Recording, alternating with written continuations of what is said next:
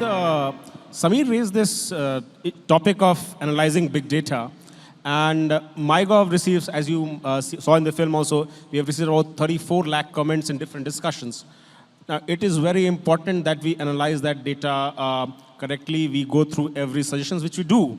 But would you like to comment on this topic, that how, if you have any experiences, how can be this done more scientifically so that no important point is missed? Also considering the Indian unique experience that many people comment not necessarily in either English or Hindi, but a mix of English and Hindi both. So how do you analyze such data intelligently? I think as people have pointed out, MyGov is a very unique experiment for a country like India, particularly where at the level of economic development that we are at, right? So one thing I think to be proud of is that we are actually doing this, right?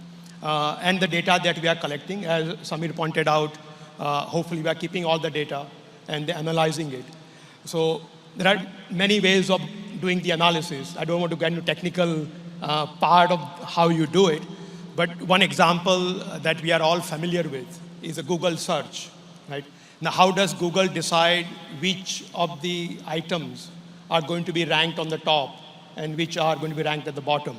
Some of those instruments can be easily used to then figure out how to mine the data that we are collecting and understand what the citizens' perspectives are. Right? My sense is that MyGov uses citizens at one level, which is the policy-making level. Right? But there are 4 clear steps in the policy process. So one, obviously, is the policy-making. Right? जो policy बनाते हैं वो है. दूसरा है design of the policy. How would you implement the policy? How do you design the implementation? Tisra hai implementation itself, right?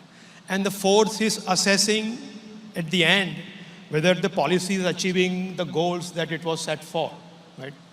And I suspect that we can use citizen power, and I would call sort of wisdom of the crowds, right? In a more effective way across the spectrum, right? Not just on policy making and ideas to make the policy, but also policy design, which actually requires far more creative effort, right?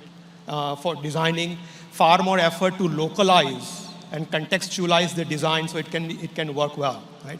And I think implementation and keeping an eye on implementation, right?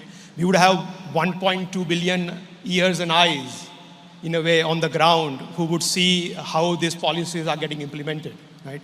And that feedback, the big data that will come from that feedback will be a very powerful instrument to guide the process of governance.